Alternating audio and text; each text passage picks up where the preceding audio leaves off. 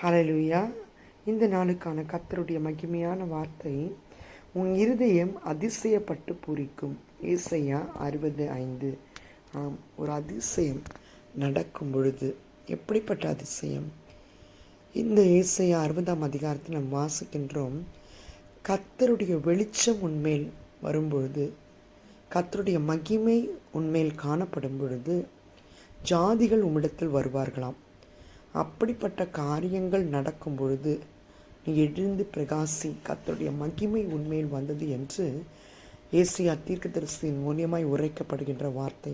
ஆம் தேவனுடைய பிள்ளைகளே, கர்த்தருடைய மகிமை உங்கள் மேல் வரும் பொழுது, அவர் உங்களோடு இருந்து பிரகாசிக்கும் பொழுது, அவருடைய வெளிச்சம் உங்களோடு இருந்து வெளியிலே மற்ற ஜாதிகளுக்கு அது காண்பிக்கப்படும் பொழுது இருதயம் அதிசயப்பட்டு பூரிக்கும்.